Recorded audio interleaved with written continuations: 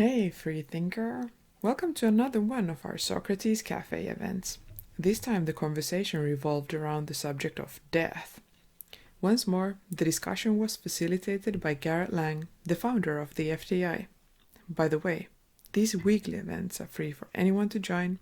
Get in touch with us if interested to participate. We got 16 RSVPs for tonight, and there's four of us, and you never know what to expect. Like, sometimes we get higher than 50%, sometimes lower than 50%. Usually 50% is the norm, so I would have expected a few more people, but it is what it is. Would be happy to just have an informal conversation and talk about what you guys are interested in talking about, and if we want to brainstorm, I can take some notes as far as topics, and we can talk about whatever is of interest to you guys. So does anyone want to brainstorm some topics? Ron, good to see you. Well, since there's not a very large crowd here, I guess I'll brainstorm something. Yeah. That's come up recently. There's a number of Zoom meetups in various cities called death cafes. Yeah, I have a friend that hosts one. Yeah, so it's very interesting, this whole idea of death. And just a few days ago, I got word that a cousin of mine, who's just a year or two older than me, has a very serious form of cancer and probably has a very limited time to go. A couple of thoughts that arose, maybe you could fashion into a question when I'm finished talking, but I know in my family, and I'm sure it's very typical, it's very difficult to talk about dying and death, and people just dance around the subject. And thinking about the Death Cafe, I was thinking, a lot of people might find it a little depressing to go to, something that the entire topic is about death. So I thought there might be something like a life and death cafe, where it's not simply about dying, but it's about living as well. And I guess the biggest issue I have on the death side of it is that there's very little preparation that one can make within the institutions and the culture and the traditions of at least the American society that I'm familiar with. And I find it extremely annoying because, I don't have that much longer to live. And I really want, I wish there were, that society just put all these different options for me about, how I can check out. And if I can check out, before I'm totally exhausted and racked with pain and agony. And society just, they're so terrified to talk about it. So I think it's really important because everyone's body is going to wear out. It's as simple as that. And the question is, when the body wears out, is that the end of us? Is that ultimate death, or is it just death of the body? Just a few thoughts that I'll put out there if anybody wants to, circle around that one, or if they have something they feel is more upbeat, I understand. I'm super interested in that. It's one that I've thought quite a bit about, but I want to let Deb and Yen say if they have any other topics that they want to, put in the ring for discussion's sake. And if so, let's go ahead, Deb and Yen, if you have topics that you were interested in. Well, being my first time here, I'm just gonna defer to others and see if I have anything to contribute to the conversation. I'm sure you will, Deb. If you have a desire to contribute, I'm sure you'll have the ability. And we'll welcome your opinions on whatever they are. We'll welcome your opinions on whatever the topic is and whatever you want to say. So, yeah, and actually, I experienced very close at hand my mom's death in 2018, which was a remarkable, really filled with grace. And a very great example to my sister and I of how death can be done. And so I do have some thoughts on that topic because I went through it living with her during the final days. And That's so two for that topic. Yen, do you have any opposition to just choosing that as our topic? Well, I'll yield to Deb. If that's what she wishes to talk about, we can talk about that topic. I find it I mean, really I have- interesting. So, and if you're okay Well, with it, go ahead. well, I can ask Deb too. She's the tiebreaker because I know Garrett and Ron, anyway, they like economics, and I was wanting to entertain the topic of what's the advantages and disadvantages of capitalism and socialism. So that was what we talked about last weekend. So, Okay, Professor, you talked about. yeah, so I only mentioned that because, you know, maybe not to do it 2 weeks in a row. Like maybe like if that was your other one, then I would say, like, if you have another one other than that, Yen, I would, you know, be happy to hear what it is and see if Deb and Ron want to go into it. But I would, you know, if you don't mind me vetoing That's okay. because we talked about it last week. That's okay. I'll talk whatever the topic that Deb wants to talk about.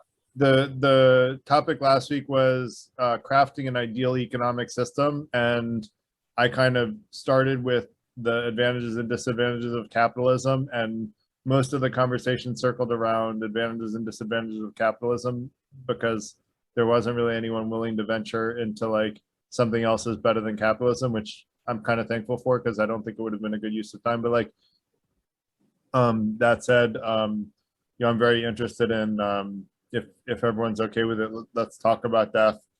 And it actually ties in, like, my belief on death ties into next week's conversation, which is about free will. My beliefs on after, like, what happens to us after death, which Ron kind of, you know, asked, is like, is there a life after death? My belief on that topic comes from my paper on free will. But I kind of, Deb, would like to hear your perspective on like what you meant by that your mom's death was filled with grace. Like, can you describe that for us and like what it was like? sure. I can't believe it. I'm the newbie and I'm going first. You know, like you have, you know, like that's okay, right? We're a small group and we're all friends here, so we're new friends, but we're all friends. And it is something that I know about firsthand. Mhm. So my mother was never a religious person, so there wasn't a lot of, you know, good or bad baggage that she brought to the table about dying. So she was 87 and had a pretty rich life, simple, but, you know, filled with kids and two long-term relationships in her life, and was very happily settled into a senior housing situation where she was like living in a dorm with her besties all around her and activities all day and having a blast. And then she got diagnosed with cancer that was in a few different organs, and, you know, obviously they give you that option of surgery and whatnot, but the recommendation was that at 87 surgery would be very difficult for her to sustain, and the outcome, you know, where it was already spreading, was not a very hopeful one. So she just, I was actually really shocked at it. She says, nope, I don't want any treatment. I don't want to be kept alive. I don't, you know, I just want to be kept out of pain. I want three things, she said. I want to stay in my home for as long as I possibly can. I want to be surrounded by my friends and family. And I want to be kept out of pain as much as possible. And we got a fabulous hospice company, and they sent us a remarkable woman, and every person that showed up that worked for this company was just wonderful. She stayed in her home. All her buddies were on walkers. So every day there would be like a parking lot of walkers outside her door, and her friends would come and go. The door was always unlocked. They'd come, they'd hold her hand, they'd tell her stories. My sister and I were pretty much there all day long. And then at night, my sister went home to her husband and I stayed for the night. You know, we took the advice of the hospice people. They got the hospital bed when we needed that. They, you know, had whatever services she needed to keep her out of pain. And there was a refrigerator full of the box with all the medications, which we were allowed to give her on their instructions. But that's how she went. She lived about 3 months. And I was just in awe. Yeah. She was ready. Yeah, and She was, you know, it sounds like she lived a good life, and you know, sounds like she was very pragmatic too, which, like, if the prognosis isn't good and you get surgery at 87, even, you know, I don't know, like the amount of pain and suffering that she would go through just from the surgery, like guaranteed, which would decrease her quality of life sooner, you know. exactly. Yeah, it's a Exactly. She did not want pain, and surgery is a lot of pain, as you know, we all can. Those of us who have had it. Yeah, and those who have known people who have had it. So, yeah.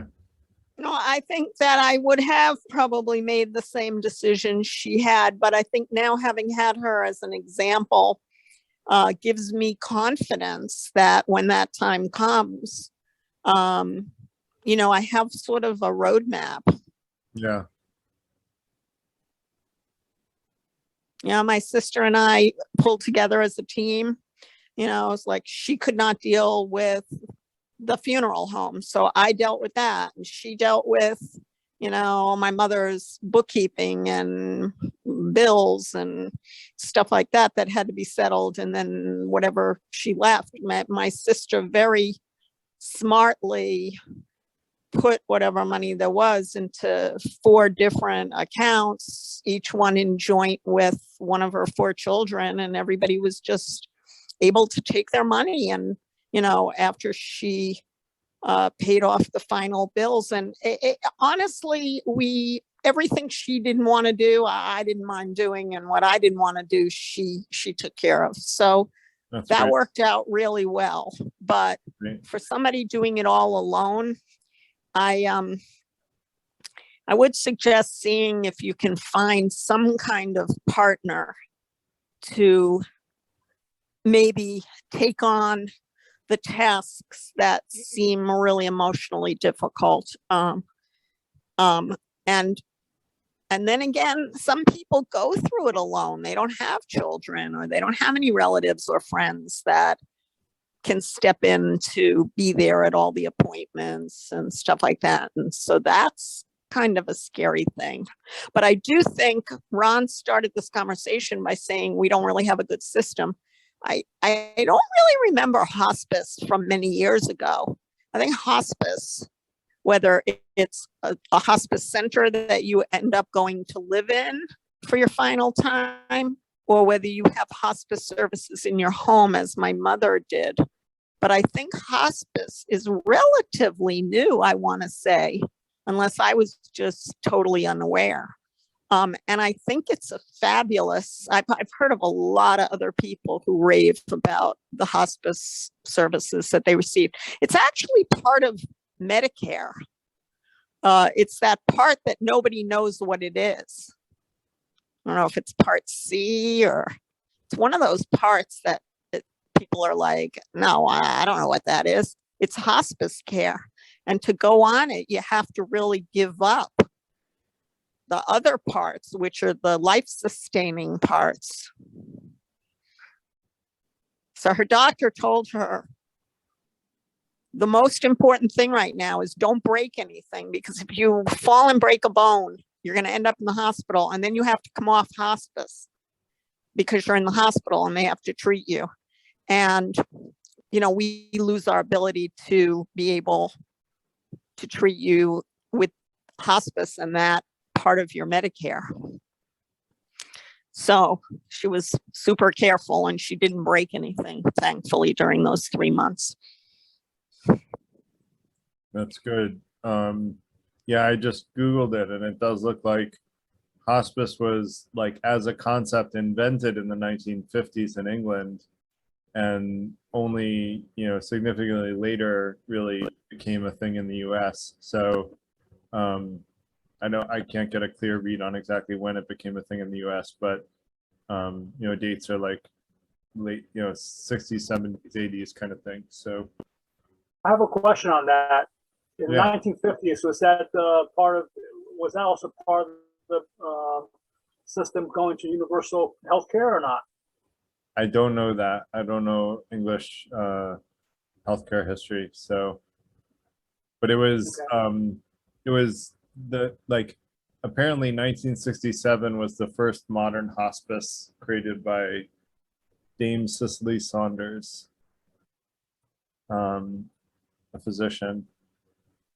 So it's a very recent thing, and it just, it makes sense in terms of like, and maybe I'll give my story, like my stepmother, if I can do it without bawling. My stepmother, who was probably my closest family member and my lifelong coach, was diagnosed with stage 4 cancer. I basically went to visit her every week for a number of years. Quite frankly, she survived with stage 4 cancer for longer than they expected she would. And I saw her, sort of go through that process, which is, a process of deterioration, and, one in which, like, she was a very spiritual person and I've become a very spiritual person, not from that per se, but just from like my philosophical meanderings have made me more spiritual, which I'll talk a little bit about in terms of trying to like give a position on Ron's question about life after death. And it's one that, both she and I share. Basically, similar to you, Deb, like I felt very like proud of the way that she faced the cancer that she had, and she worked really hard at staying fit and doing physical therapy and really trying to fight it, even though it was stage 4 cancer and it was a very uphill battle. And she really she tried very hard to fight it, and did, from my estimation and from the doctor's estimation, exceedingly well at doing it. Although she didn't win that fight, she was very very courageous, and you had to like read on her face that she was in pain. She like very rarely complained about it, but she had pain medication that, if I saw her like gritting her teeth or something like that, I would ask if she needed it, and sometimes she would say yes, and she would but I think at the end of the day, like and the reason I say that it ties into free will is that my paper on free will basically argues that that we have free will, but what I learned only like more than a decade after I wrote the paper originally is that if my argument that we have free will is correct, we also have some sort of essence of ourselves, which religions would call a soul, I call a spirit, which is basically like, the essence of who we are. Buddhists wouldn't call it a soul, but they would argue that your karma gets transferred from one life to the next through some, sense of self. And I had a really interesting conversation with a Buddhist monk about this. I was like, but if there's no soul, how does your karma get passed from one life to the next? And his response was, the reason that Buddhists say that there's no soul is because the soul is ever changing.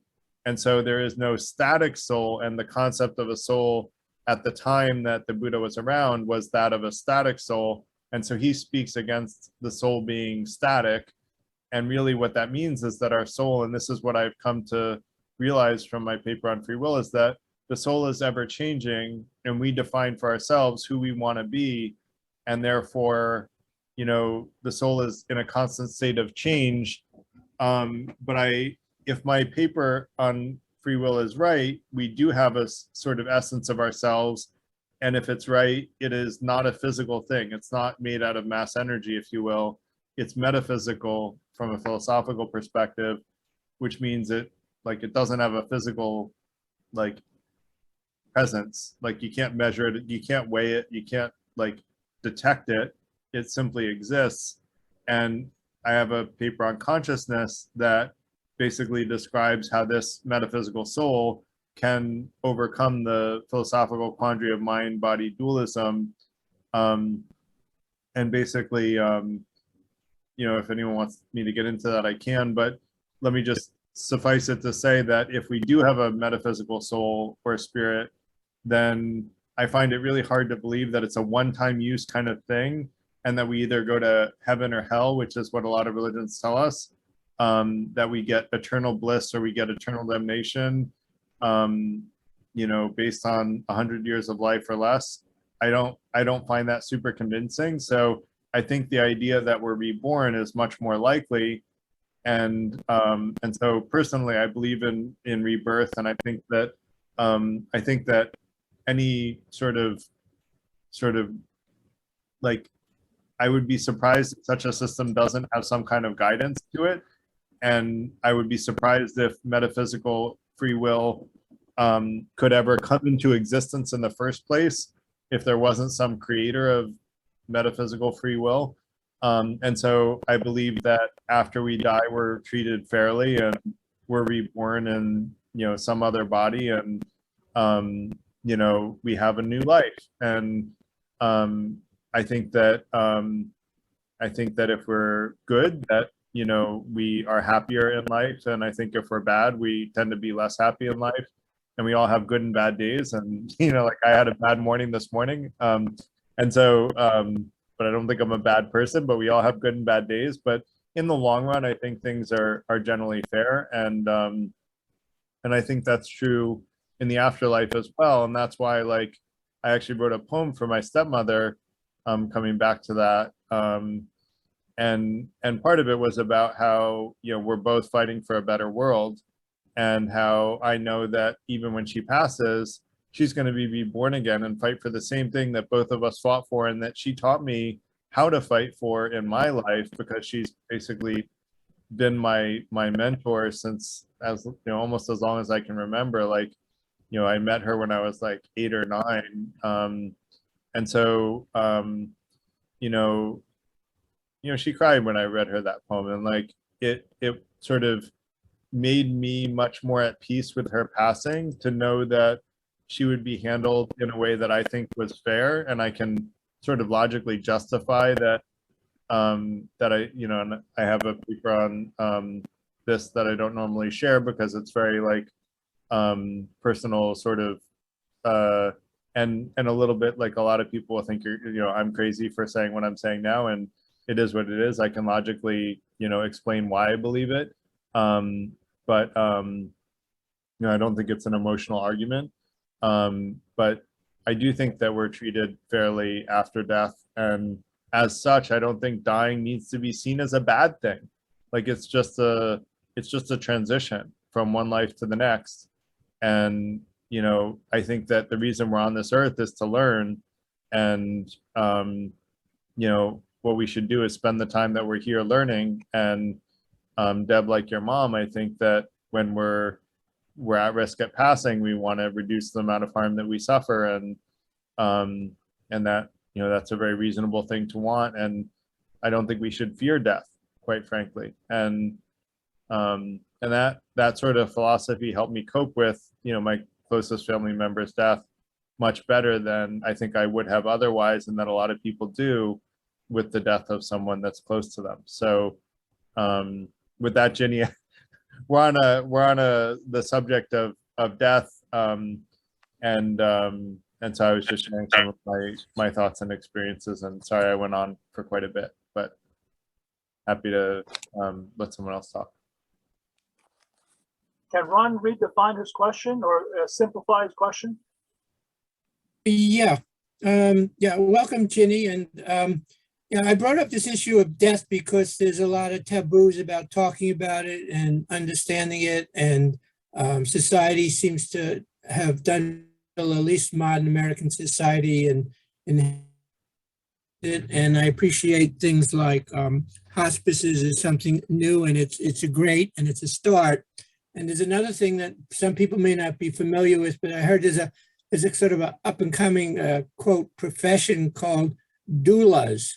I think it's DOULAS, and there are both death doulas and birth doulas, and they're people, men or women who help in these major transitions, either when you're being born or when you're getting introduced to your body or when you're leaving your body. And so I think there's a lot to learn about doulas. I also, for Ginny's sake, I mentioned that death could be a little, they have death cafes, and it can be a little downbeat sometimes. So I think maybe life and death cafes where it's not only about death, but it's about living as well, should be included in the conversation.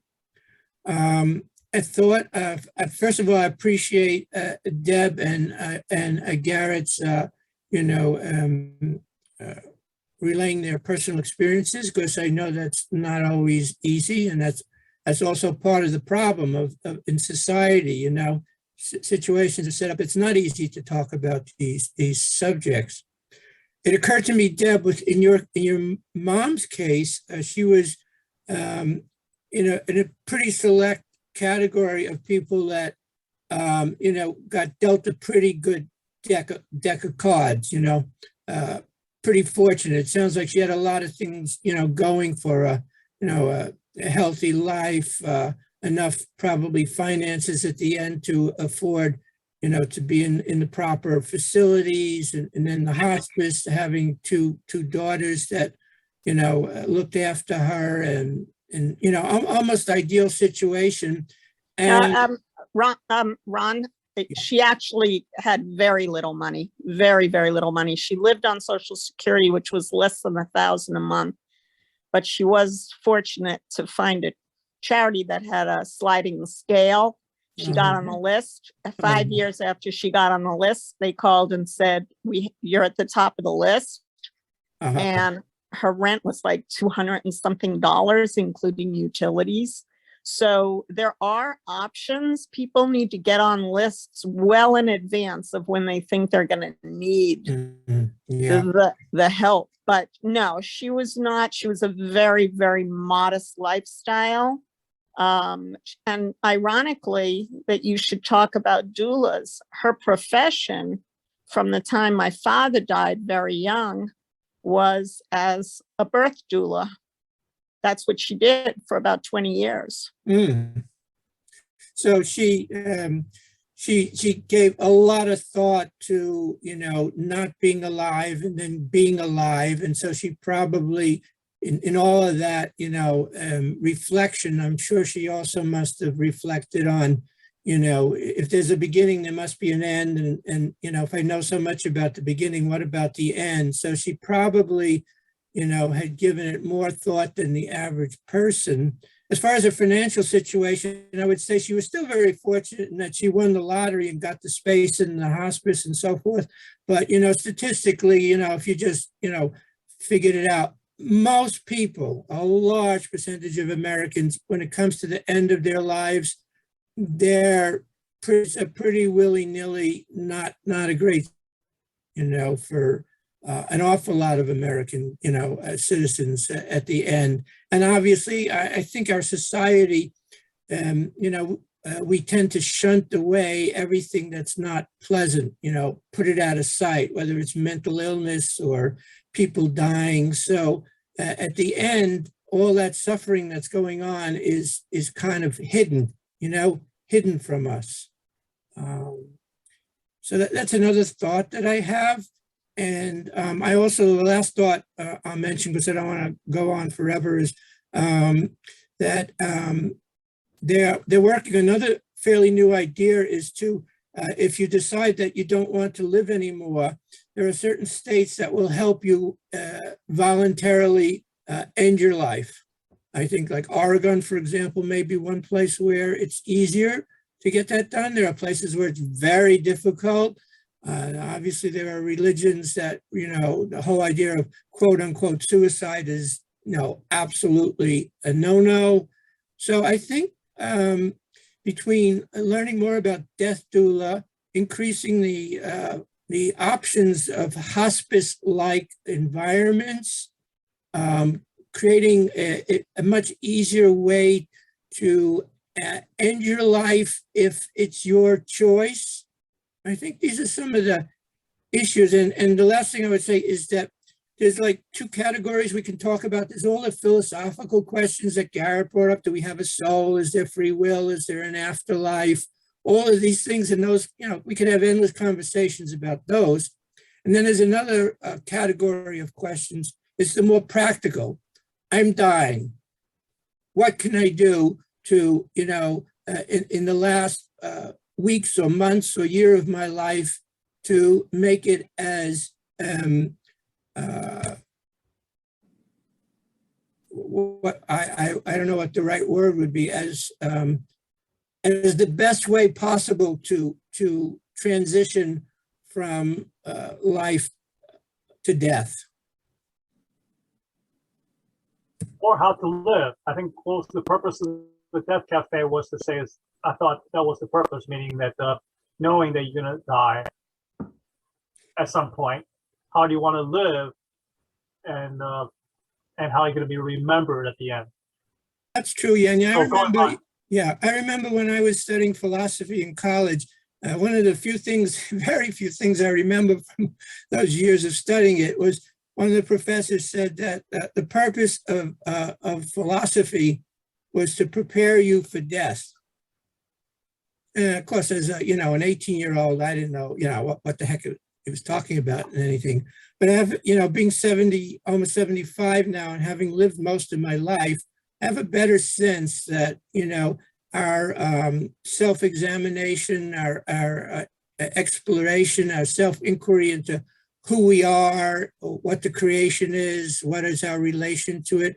All of these things, in a way, as you lead your life, are in a way a preparation for when the body, wears out and is terminated. So a good life, is the best preparation, I think, maybe for a good death. I agree. And how would you define a good life? Well, I would say I would go with Socrates. The unexamined life is not worth living. I think a good life is an examined life, to ask the fundamental questions that were the questions that I said earlier were in that first category that Garrett raised about what is the nature of a human being? Do we have souls? Is there an afterlife? Where did this creation come from? What is my relationship to it? All of those kind of questions. If one spends one's life in trying to get some insight from the wisdom of the ages and our own personal experiences, I think that would be a pretty good life well lived. Okay. Yeah, I agree. And I would just say being learning as much as we can, both about for me, the good life is learning as much as we can and being the best version of ourselves. And best version of ourselves means, seeking truth, and being transparent about who we are and what we believe, listening to new ideas with an open mind, learning to hone our critical thinking skills and use them to make better decisions, and use all of that, which is understanding truth about reality and truth about what other people's beliefs are, which sometimes, they can define for themselves. And then using all of that to create more happiness and decrease harm in the world. And for me, that's what I see as the good life. And I think that's what, that's what I think sort of is what I strive for, and what the Freethinker Institute is about, actually. So I practice the Stoic philosophy of life, and It's really very spelled out there. It's like the goal is to live a virtuous life, the four main virtues being temperance, courage, justice, and wisdom. And one of the practices, and of course everybody picks the way they want to practice their philosophy, but one of the practices that is very popular is to contemplate one's own death on a daily basis. I tend to do it during like stops at a red light when I'm driving. You don't have to set aside like special time, like I'm going to sit and meditate about my death for the next half hour or in the next 15 minutes. You can just do it in little dribs and drabs. So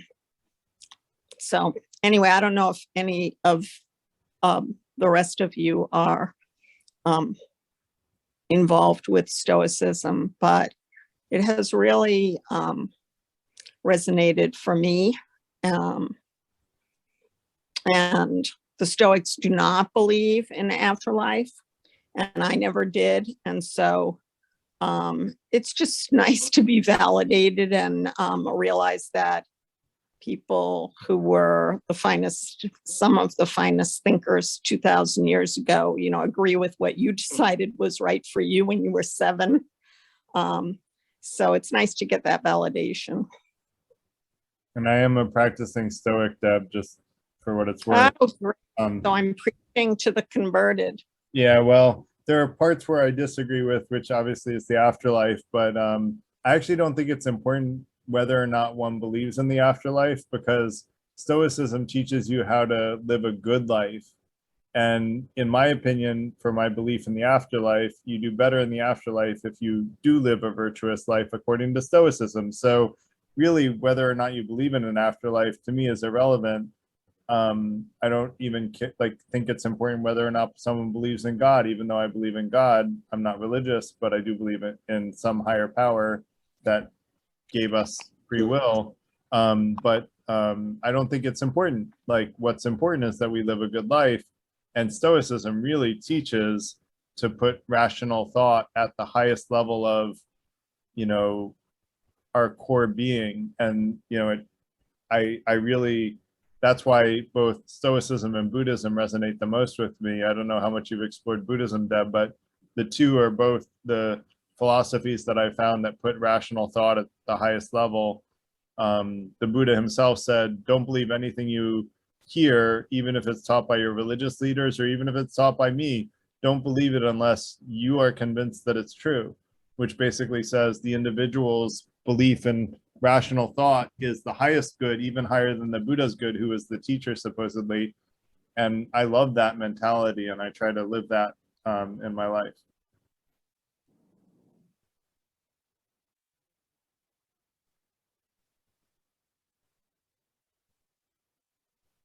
Ginny, what do you think of all this? You've been quiet.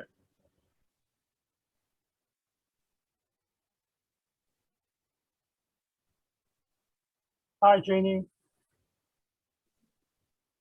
We've met in New York before you moved to Texas. Are you joking? No, I think you're the team. I think you introduced yourself at one of the meetups before. This is Yen. Oh, okay, but I didn't really actually meet you in New York, though, right?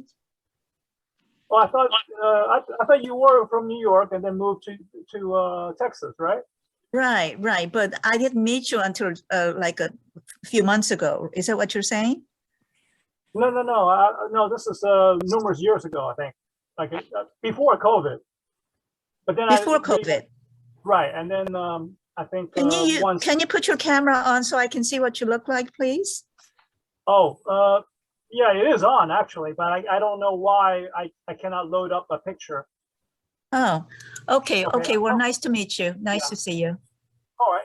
Yen is like the ringmaster behind Conversations New York, as I understand it. So he's like Ginny, I think you've been in Conversations New York for some time, if I remember right.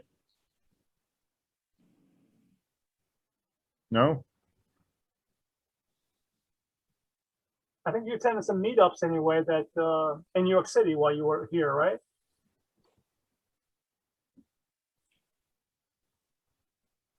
Well, we're digressing on the topic of, but maybe we can get back to death and life and living the good life.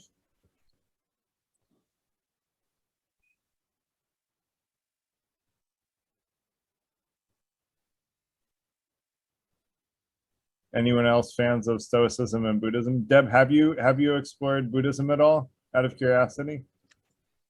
No, and I don't think it would be a good philosophy for me. Interesting. What makes you And say that? please don't ask me why. Okay, sorry, I didn't mean to ask. No. I knew you were going to say why. Okay. It's just natural to do that, but I Right. really don't think I can explain it. But various things that people have told me about Buddhist thought have not resonated for me. And yet when I came to Stoicism, which I really only discovered fairly recently, back last November, and began to read, I was like a sponge. I just read book after book after book, and I joined some groups, and I attend at least 3 meetups a week, sometimes 5. Wow. On Stoicism, and maybe that will die down a little bit, but right now I'm still amazed by the whole thing, and it's actually the perfect philosophy of life for my personality. And I'm what you might call a congenital. They have a term for it, a congenital stoic. So you're born knowing this stuff, or at least a lot of it, and practicing it without even knowing that there was something called stoicism. Yep. Yeah. So that was me. And so when I came to it and I found it in such an organized, logical, reasoned way of, understanding, it helped me really understand myself. Cool. I'm glad to hear that. Just so you know, Deb, when I first encountered Buddhism, just to share my own story, I really I really disliked it for reasons that I probably, like a decade later, talked to a friend of mine that introduced me to a Buddhist monk, and I explained to him why I disliked Buddhism, which is a little bit of an awkward conversation to have with a Buddhist monk. And he explained why, and if I can share the story, I thought Buddhist concept of non-attachment said we shouldn't be attached to happiness, and therefore we shouldn't seek happiness. And I thought that was a really stupid idea.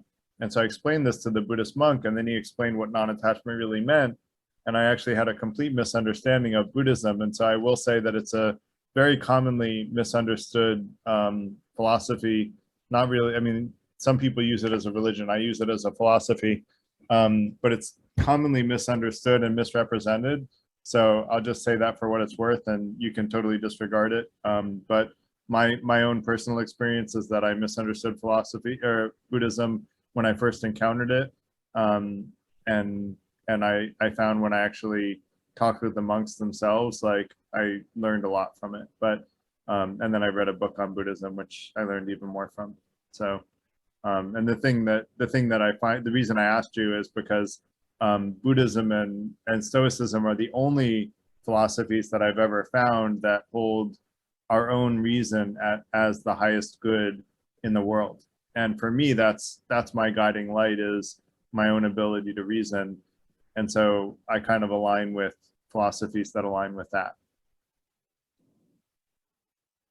I wonder if Garrett and Deb are also the same personality type. Well, Deb, you mentioned that it suited your personality type. Do you know your Myers-Briggs? Because Garrett's is ENTJ, INTJ.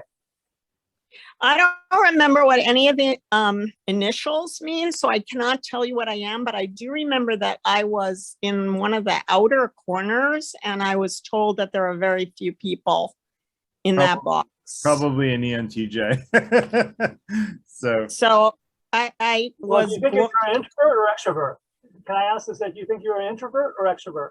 Oh, I'm an extrovert. I'm a leader. So since I was a child, I was starting groups, organizing people, telling people they could do things they thought they couldn't do. I'm a total leader. Okay, so and also, see, you're probably then ENTJ like Garrett, and I'm trying to verify this and by asking a few questions, personality questions. Then, do you That's prefer?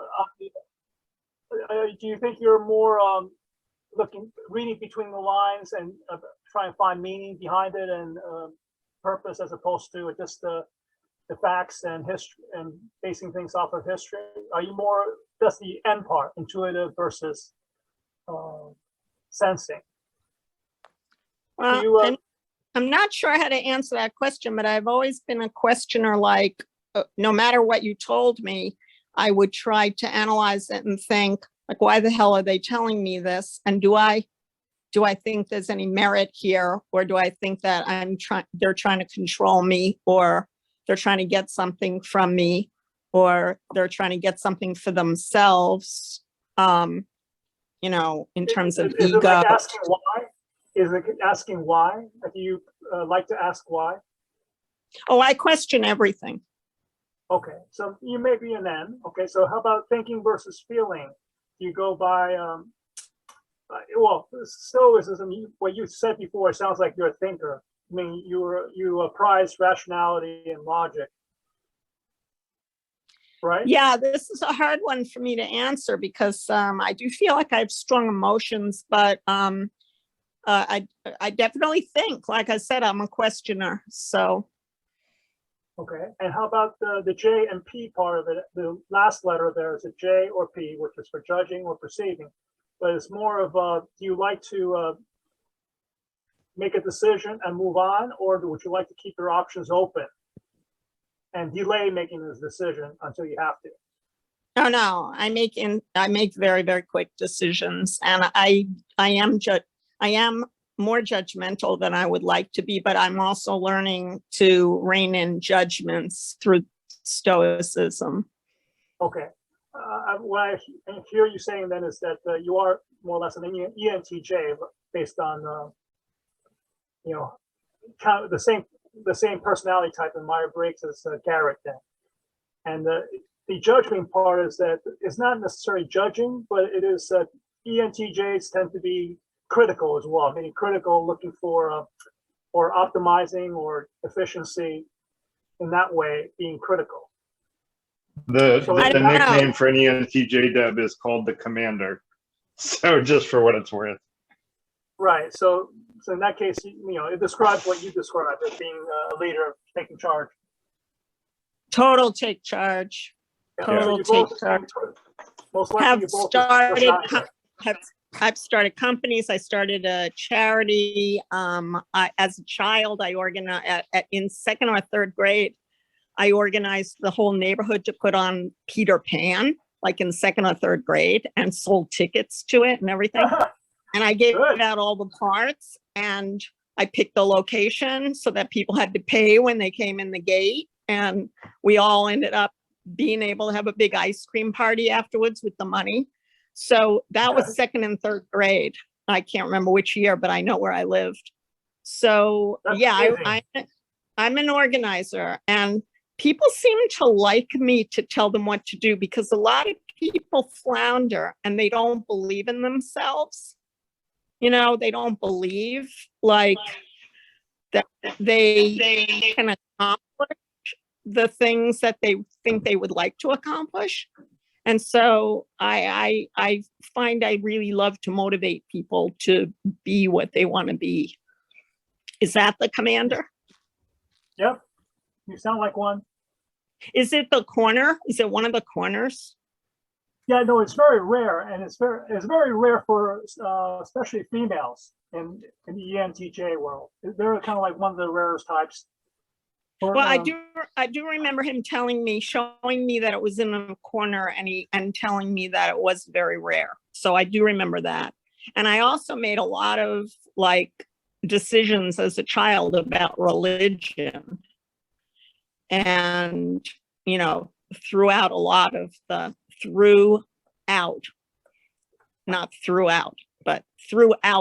what was told to me about religion when I was a child and made my own decisions. And quite frankly, was very amazed that adults believed what they were telling me. So I had like a compass from a very early age. And honestly, I never knew about Stoicism until I went down a rabbit hole on the internet. And I remember reading Stoicism lower S is not the same as Stoicism capital S, and I didn't know what the capital S was. So I clicked on it and I went to some site and then I started reading. And then from there, it's history. But I've got about 20 books on my coffee table right now that I'm working through. Yeah, Deb, I would tell you that Stoicism has the same thing as Buddhism. There's like healthy and unhealthy of both in some respects. I've met some very unhealthy Buddhists, and I've met some very, I've seen some online unhealthy Stoics in some of the Facebook Stoic groups that I'm a part of that I just choose to ignore because, they're out of my control. And practical wisdom tells us to not try to change things that are out of my control. So yeah, there's healthy and unhealthy of everything. Just like I've met some healthy Christians and some unhealthy Christians. And so I like to say, like, generalizations are generally not a good idea. So, I generally try to judge each person as an individual and judge them based on their actions and their words rather than on the groups that they associate themselves with or the way that they were born, regardless of what way that was. Like, none of them are reasons to judge someone. I judge people based on their actions and their words, more on actions than words, but on both. And do that. Garrett, in your words, may I ask, in your words, what is the essence of Stoicism in your words? Would you consider telling me? So for me, like like Deb already talked about and you may not have been here, Jenny, but the four sort of virtues of Stoicism. But for me, the essence is holding reason in the highest regard. And the four virtues are, courage to, change things that are unjust or unfair. I like to say unfair, although Stoics use the word justice.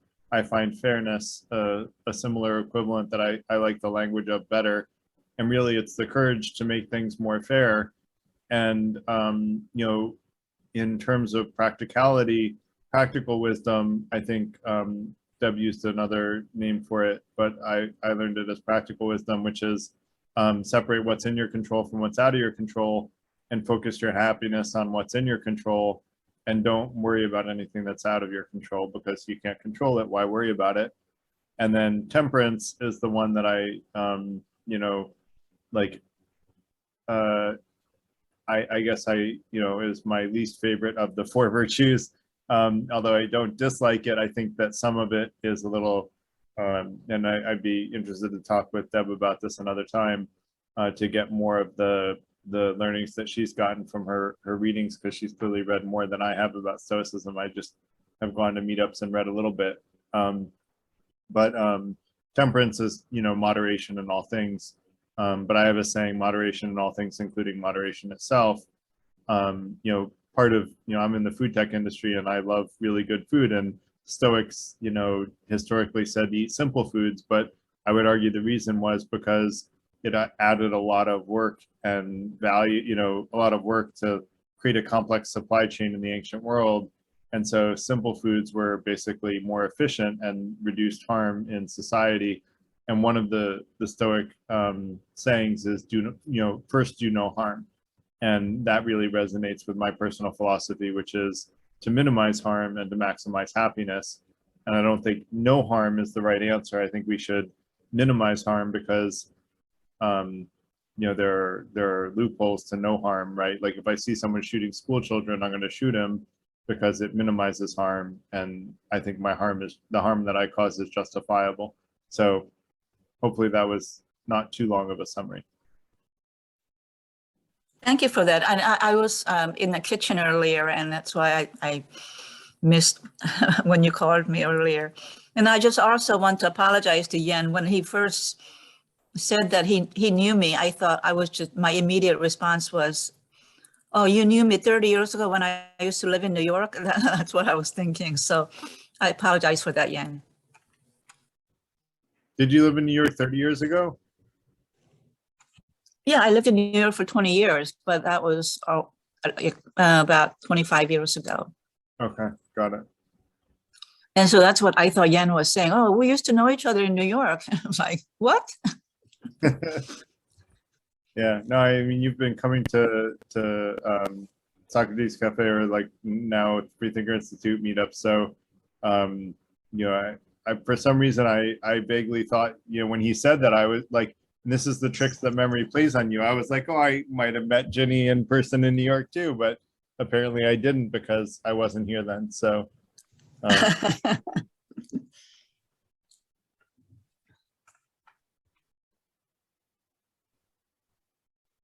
So apparently every 7 minutes there's an awkward silence in a conversation. That was our awkward silence. Who wants to go next? But maybe that's part of stoicism. Who knows? Right. Well, I do get a lot of value, and stoicism has seen a big resurgence in the last couple of decades. And one of my friends is a Stoic author in New York, and I really enjoyed going to his meetups, which is how I learned about stoicism. And I go to Maximo Puglici's meetups as well sometimes. At least I used to before coronavirus. I haven't since then. I think they started doing them again. But it's a fun philosophy, Ginny. If you haven't explored it, I highly recommend it. Well, there's 52 Living Ideas that Shrikant holds these meetings. Have you heard of him? Yep, I know Shrikant. Oh, yeah. Oh, you met him? Yep. Oh, okay. Well, anyway, Joseph Bullock, who goes to his meetings, and he also hosts meetings. Oh, actually, he's hosting tonight. He actually went to Italy, a Stoicism conference, so to speak, a month ago. And he said, I'm going to Italy to, Stoicism conference or whatever. And I said, you're going all the way to Italy for this Stoicism masterclass or whatever you want to call it. Aren't there some in United States? And he said, no, I've been going to, to be with this master for years. So I have to tell him to come to your meeting sometime, Garrett. His name is Joe Bullock. Yeah, I would love to meet him.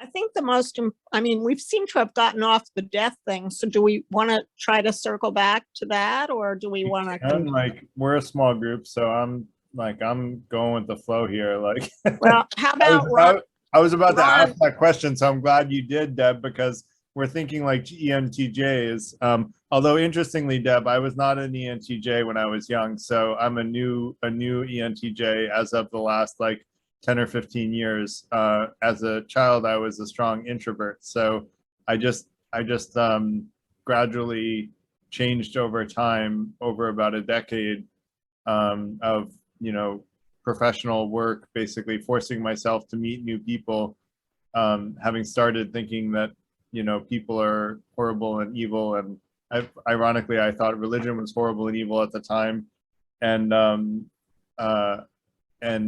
over time, as I got to meet more people, I got to like them more. And as I read about religion and came up with a different philosophy of approaching religion, which is anything that religion teaches me that's useful, I'm going to adopt, and anything that I think is crazy, I'm going to ignore.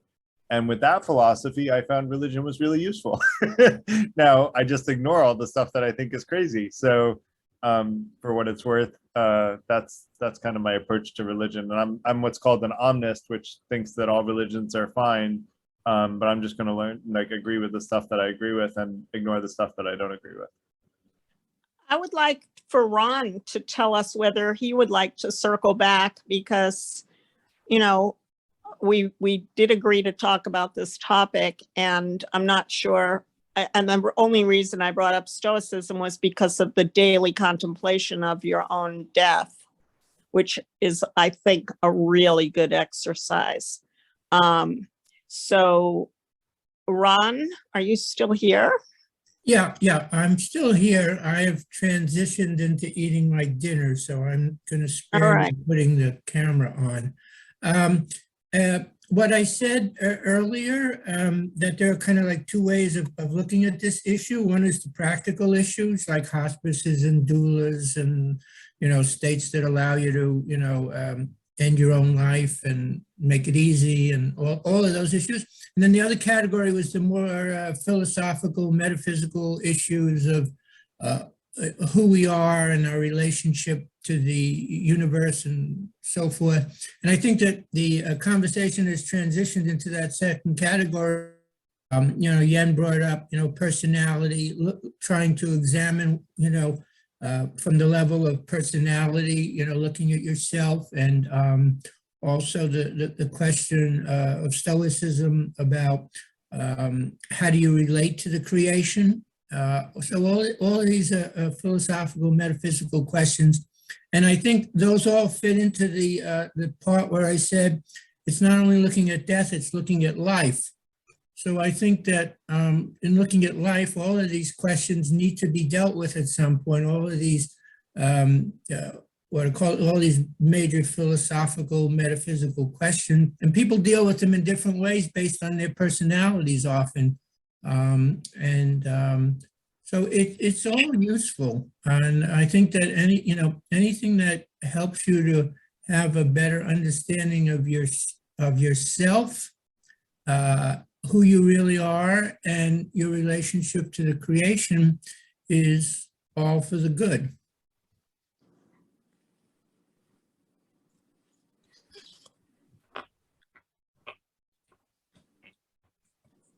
Yeah, I'm finished. I'm Must trying be to 7 find, minutes. I guess we're having a 7. I'm trying to find Zoom because I went to copy that URL that I think Jen posted, yeah. yeah, and I went to post it, to copy it into my notes, and now I can't find you guys again. I guess I have to look for Zoom. Oh, maybe it's, I don't know. I don't know how to find Zoom again. Or do I go to the So phone? at the call? bottom, are you on a Mac or a PC? I'm on my phone, which I'm never on. I usually turn my camera on and I'm on the computer, but I'm sick in bed right now. Oh, right. So Slide your finger, slide it to the right or the left. It takes you to a couple of different things that you can see on your are you phone. on an iPhone or an Android phone? iPhone. If you slide up from the bottom, you'll see, oh no, at the upper left-hand corner, there should be like a green, surrounding the, Found it. yeah, You're right. That's where it was. yeah. I'm back there. Although really the only person I was about to give you the long cut. I joke, the long cut instead of the shortcut. I give you the shortcut. So we're now 6 people. Who's the 6th person? My iPhone is the 6th person. So I went downstairs to get a beverage, and so that was my my double. Okay, so we're really still 5 people. Yeah, we're 5 people. Okay.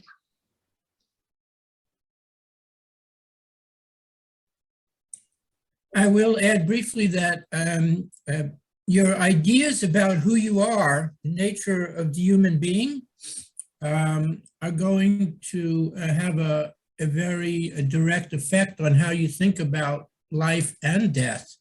And, there's a whole gamut of ways that people, can think about who they are, for example, from, a very, extreme materialist thing, you're just atoms and collaboration for a brief amount of time, encapsulated in some skin, and that's who you are, end of story, to the other end of the spectrum where you're your spirit. You're the source of the entire creation. There's nothing other than yourself. And then there's everything in between. And depending on where you kind of stake your position, that's going to totally affect how you lead your life and how you feel about death. I'm sorry, Ron, can you repeat the two ends of the spectrum again? By the time you were talking about the second one, I forgot what the first one was. Well, it's just one way of thinking of polarities or dualities. In this way of thinking about it, at one end of the spectrum is what philosophers would call sort of a very sort of basic materialism, that everything, including human beings and the entire cosmos, is just a collaboration of atoms and molecules and so forth and so on. There's no such thing as spirit or anything like that, or souls, or even minds. Minds are just basically brains. Brains are basically machines made out of parts, which are atoms and blah, blah, blah. And that's at one end of the spectrum, materialism, very, very stark version of it, oversimplified, of course. At the other end of the spectrum, again, oversimplified to make the point, is that the entire creation is nothing but spirit, there's 100 words for it. Philosophers might use the term the absolute. Different religions have different names for it, but basically there's an underlying perennial philosophy that there's a unity, that the entire creation is just one unified whole. And you are that unified whole.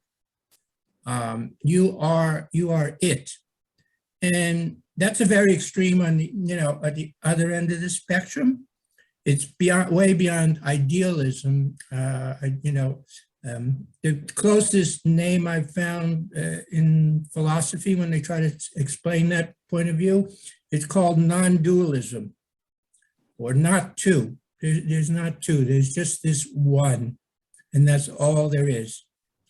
And most mystical and religious traditions, they all have a non-dualist strain, strain within them.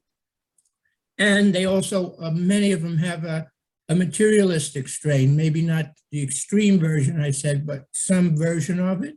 And a lot of them try to have the best of both worlds. They try to combine both. But you kind of have to figure out, of all the traditions that are in the world and have been in the world, kind of where you fit in, where you feel comfortable. Like Deb, I know you said you feel comfortable with stoicism in their particular view. Garrett mentioned he's comfortable with Buddhism, and he likes reason. I'm very comfortable with a particular form of Indian philosophy called Vedanta, which has a particular school about non-dualism. I'm comfortable in that particular philosophy. But when you talk about a subject like death, it's all going to depend on where you fall on that continuum that I mentioned earlier, from pure materialism to pure, let's call it, for the sake of this discussion, pure spiritualism. And that's obviously a huge topic that, that's not, it's a lifetime topic to explore, where you fit and understand yourself to be on that spectrum. I don't know if that's helpful, but that's what I was thinking about. I think a lot, this probably isn't going to sound very philosophical, but I think a lot of what happens to us at the end is going to be determined by whether we have a victim mentality or the opposite. Like, Ron is thinking about these things now, so he's not just going to let this thing, roll over him and crush him and torture him at the end. He's already, thinking, what are my options? How am I going to make this the most palatable and enjoy whatever, if I get the right or the privilege to even be able to do that? I mean, none of us know if we're going to wake up tomorrow morning. Well, another brief idea I can mention just briefly is in some of these positions that people take, it's not the common one, but there in every area of that continuum, there are groups that will take the position that within this lifetime, one can realize the final answer. It is possible in a single lifetime. And so that's just another possibility that, again, fits into the way I understand things, that it's not likely, but it's possible that it, that one can, as the Buddhists would say, realize or awaken to your true Buddha nature in this embodiment, as the Buddha did. I don't think it's all about, just thinking about the last moment of your embodiment, but thinking about what you can do while you have the blessing of an embodiment.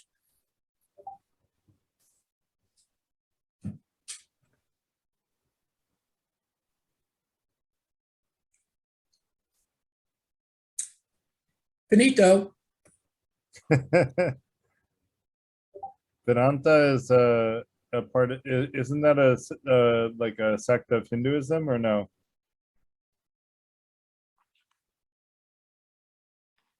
Let me unmute. Yes, it's a particular, it falls within Vedanta, and it falls within a certain interpretation of Vedanta or the Vedas and the Upanishads, etc. in India. It's a particular school that there are dualist Vedantists and there are non-dualists. I fall into the camp of a non-dualist Vedantist in my philosophy. Got it. I would like to ask how Garrett's feeling, because you did state at the beginning that you were feeling like you might not really be able to maintain the stamina. I'm normally a very high energy person, but I'm definitely tired, but I'm okay right now, but I do need a 2-minute break. So I'm going to let you guys chat for 2 minutes and I'll be back. But I got another 10 or 20 minutes left in me, and then maybe we'll call it an evening. Okay. Yeah, I'm getting very tired too. Well, then, you got 10 more minutes in you, Deb? Yeah, but you're going to be away for those 10 minutes? No, I'm gonna be away for 2. Oh, okay. See you in right 2. back. Okay. All right. Now, 2 minutes is just enough to go to the bathroom. What do you think? Are we ending? Is he ending the meeting soon? In 10 minutes, but he's took a 2-minute break. So I'm just wondering if that was for a bathroom break, because that's about what I usually need for that kind of break. Well, it's also okay. People always feel they have to fill up every moment with talk. So, I think we can just enjoy a couple of minutes of silence and don't worry about it. A couple of minutes, and if you need to take care of something, take care of it, or you want to just sit and meditate or just be quiet, or, don't freak out that you have to not do something for 2 minutes. Ron is an INFJ. That's, let's see. Jesus was an INFJ, and so was Hitler, supposedly, personality type. Yeah, and what do you keep a running score of all the people you've come across in the meetups? You've got them all categorized? No, you said you were an INFJ. Not tonight. Not tonight? No, not tonight, but you said it before. before, yeah. Yeah, but we haven't literally spoken in several years, so you must have logged it in your memory pretty good. Yeah, I remember it. I mean, it's not like Alzheimer's now, but Yeah, I think, I think that those things are useful up to a certain point, but beyond that, I think I think there's just like they used to say that like the brain, has two hemispheres, a left brain and a right brain, and the left brain does only these things and the right brain does only these things. And if you have a stroke and your left brain goes offline, then you're going to lose all these things. Now they found out that the brain is much more cooperative than that, and that there are things that both sides of the brain can do. And I think it's both with all these ideas about introverts and extroverts and thinkers and feelers. I think to oversimplify it and say I am an INFJ or whatever is a little bit simplistic. It's fun for parlor games, but when you're trying to understand yourself, it may be an entree into understanding how you try to understand life. But at the end of the day, it probably can turn out to be more of a hindrance to your deeper understandings, because at the end of the day, even your brain and your mind are not going to be able to deal with certain issues that you have to deal with them beyond the logical reasoning capacities of our computer brains. Ron, I'm going to go ahead and leave. So would you tell Garrett I will see him next time? I am here, Ginny, but go ahead. Oh, okay. Good to, you're going to end the meeting soon, so I'm going to go ahead and take off. Okay. Okay, thank you. I'll see you next time, Garrett. Thank you. Right, bye-bye. bye. Bye-bye, Bye. Jenny. I just wanted to wait for a time that someone wasn't talking to jump back in. But Ron, just to be clear, like a lot of people have this misunderstanding around Myers-Briggs that it's like pigeonholing people into a specific quadrant where they are only these things. That's not the way Myers-Briggs worked. It's like a gradient. And so, for example, introvert, extrovert, like there are extreme introverts, there are extreme extroverts, and then there's everything in between. I'm slightly extroverted, so I'm called an ambivert, which means that I can flex between introvert and extrovert. Now, when I was younger, I was an extreme introvert. All that Myers-Briggs does is talk about what your natural inclinations are across 4 attributes. It's not intended to be an overall personality test that completely describes you inside and out.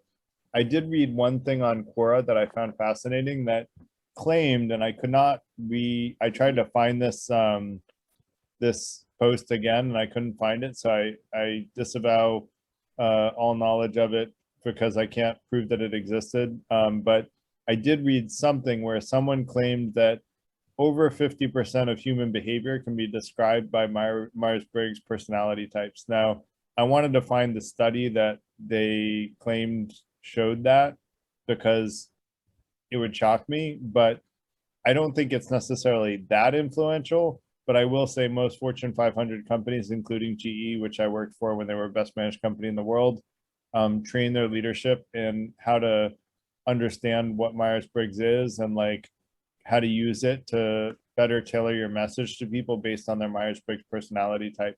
So it is, highly regarded in industry as a useful tool in terms of like tailoring your message to someone's natural inclinations, which is really all it's intended to be, is like, I am naturally inclined to be either more driven based on logical arguments or based on arguments and how they impact people's lives. And I'm naturally gravitating towards getting energy from being in a room of strangers or from being alone, and thinking about things. And that's really all it's intended to be. It's not intended to be an end all be all, descriptor of personality, and like there's no other need to understand someone once you know their Myers-Briggs type.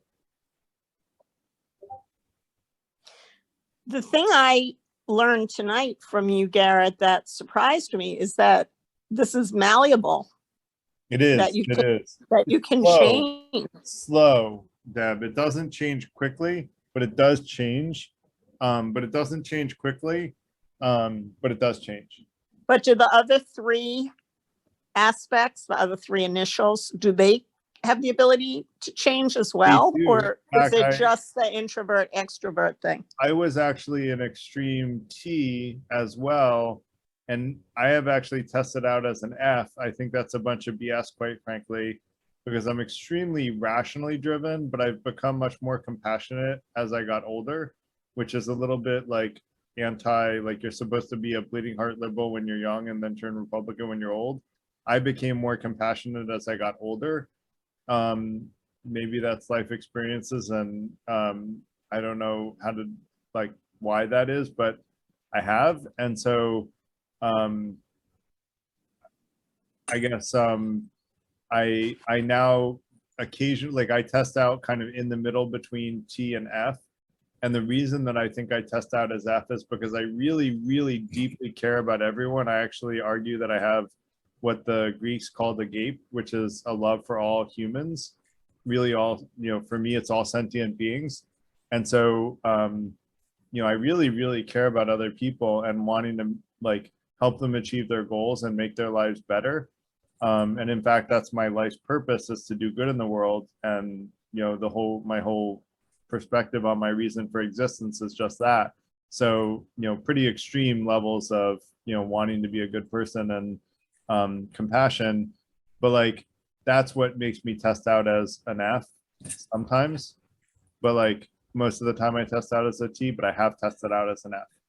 But the truth is, Fs generally are better at like gauging other people's emotions, which I'm really not very good at. And so there's lots of things that make me much more of a T, but yeah. So Garrett, I have a question, which feel free not to answer. But the reason I am thinking about it is because of your use of the word all sentient beings, which I don't hear very often outside my vegan community. Mm-hmm. Are you vegan? So I'm a wannabe vegan, but I'm actually like a wannabe ethical vegetarian, and that gets into like a longer conversation. I think that to put it this way, Deb, I think that 100 years from now, maybe 200 years from now, people who eat meat and fish, which includes me still, although I eat very little meat, I still eat a reasonable amount of fish as protein, but I try to be as vegetarian as I can. I think 200 years from now, eating meat and fish will be considered the same way that we consider slavery right now. And if you look 200 years ago, there were slaves and it was considered the norm. And so personally, I think that what I would call ethical vegetarianism is the right course of action. And Deb, just to clarify what I mean by ethical vegetarianism, I mean like no forced impregnating like cows in order to get milk. You just like naturally get excess milk from cows, and that's the only milk that you would get from cows. And so I think if you ethically source non-vegan materials in a way that doesn't cause any harm to a sentient being, I consider that ethical. But I'm an imperfect human, and as such, I have tried to become vegetarian like 4 times, and I started craving meat and fish, and I'm hoping that someday I'll be able to kick the habit, but I'm kind of slowly starting to wean down, and like I eat very little meat, but a little bit. And I'm in the food tech industry, so I sort of like, I have a lot of business pressure to try all of the best tasting foods at restaurants, and so there's that too.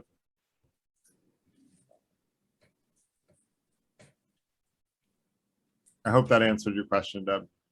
Yeah, I'm just always shocked, like, to hear somebody say, call other beings other than human beings sentient beings.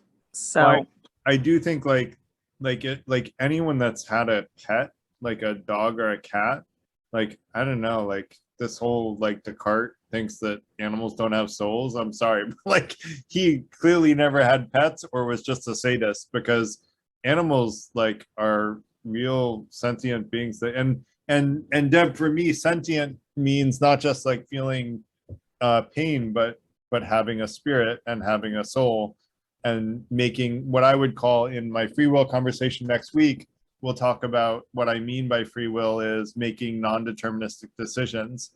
and making non-deterministic decisions is something that I think is only possible by having a spirit or a soul. I don't like the word soul because it's religious and I'm not religious. And I don't like all the dogma that comes with religion or a soul.